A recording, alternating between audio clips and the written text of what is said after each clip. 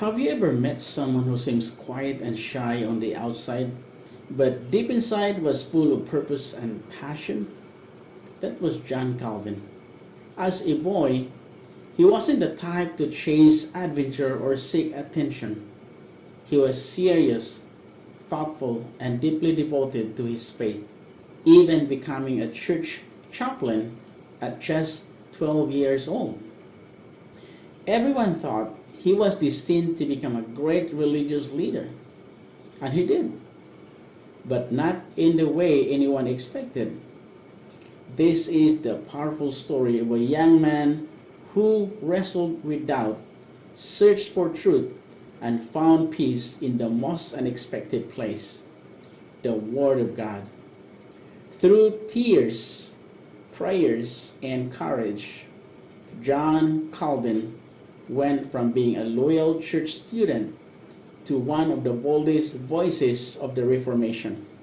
So let's watch his video to follow his journey, his struggles, his escape from arrest, and how he became a guiding light for French Protestant and beyond.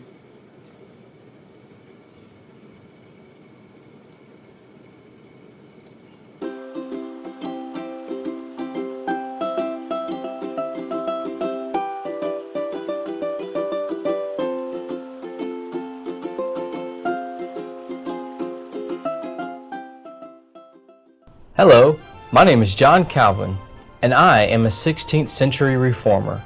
By reformer, I mean that I observed many things within the Roman Catholic Church that I found contrary to the Bible and sought to reform the Church. By reform, however, I do not mean that I think the Catholic Church can be corrected.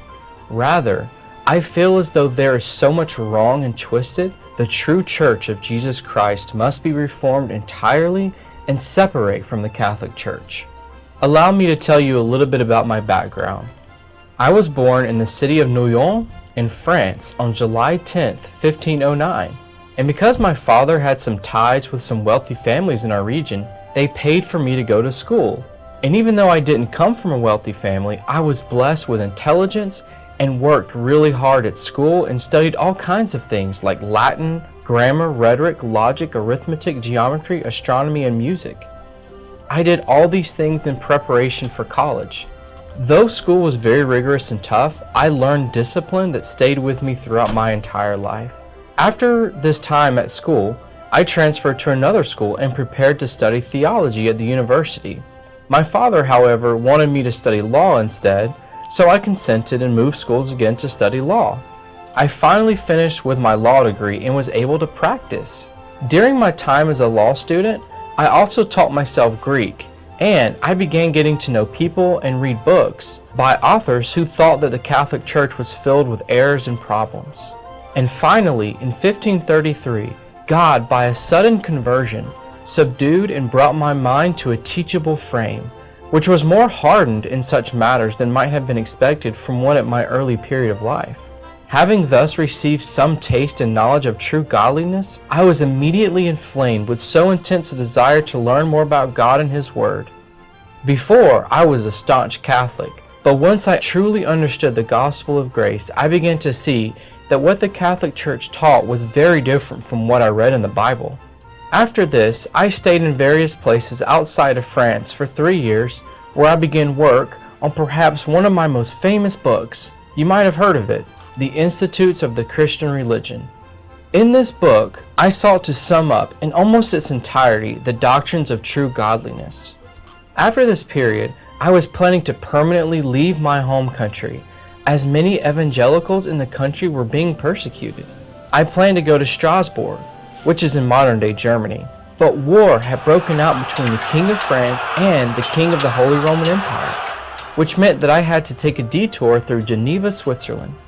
I wasn't planning on staying, but one of the pastors there, by the name of William Farel, pronounced a curse on me and my studies if I did not help him labor there in the gospel.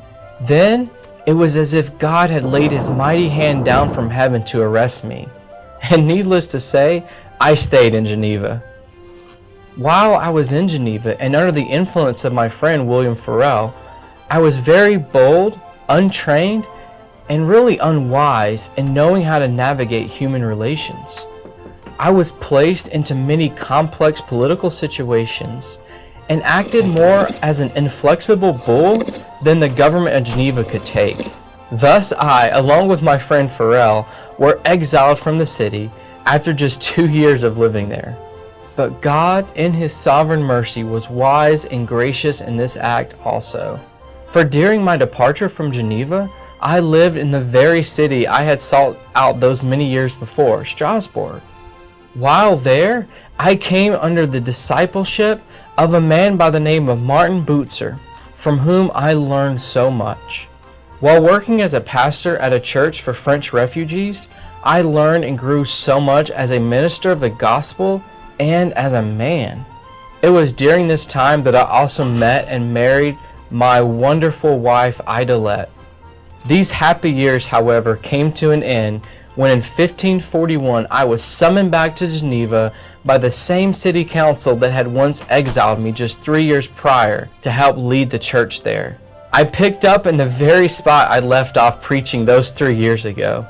During these years at Geneva, I labored tirelessly to see the gospel take root and grow. I also wrote several editions of my book, The Institutes of the Christian Religion.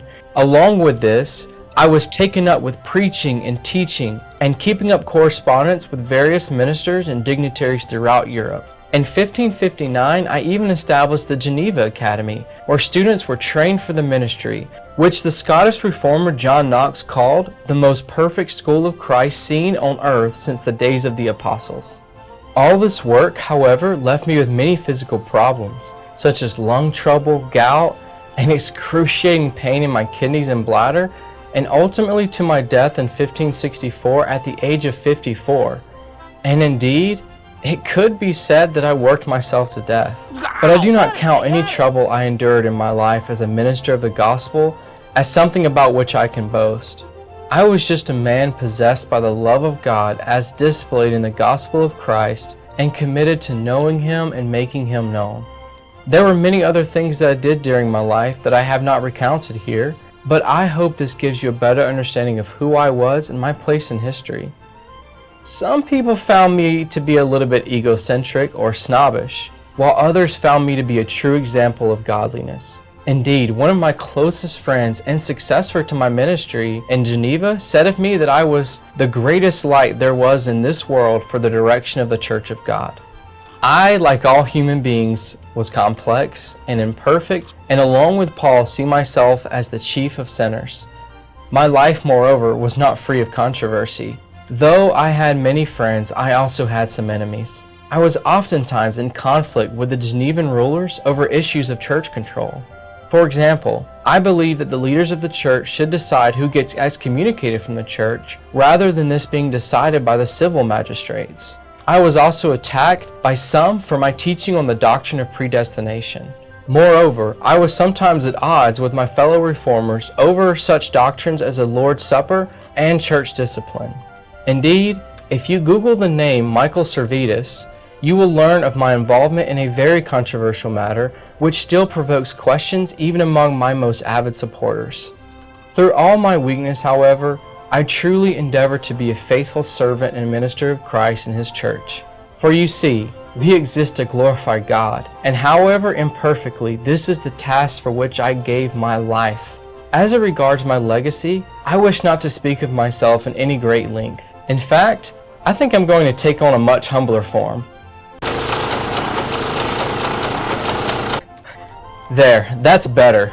After all, when I died, I desired that my grave be unmarked so that people would not pay homage to me but to God alone. But as it is customary to discuss such things when it comes to a biography, I will just say that through my efforts, the evangelical faith took root in Geneva, ministers were trained, and most importantly, the gospel of Jesus Christ advanced through me. Some people wonder why my name continues to surface after almost 500 years of my departure from this earth. Many people have concluded that it was my writing that has given me such staying power through the ages.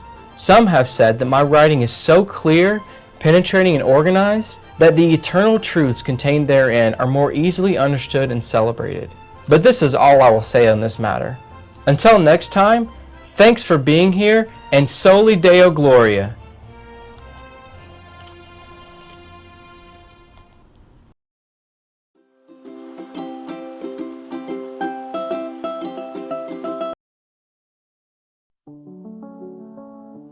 In a world of shadows and despair,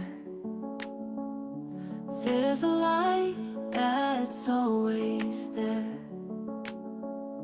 He's the one who calms the storm. Jesus Christ, my heart's reborn.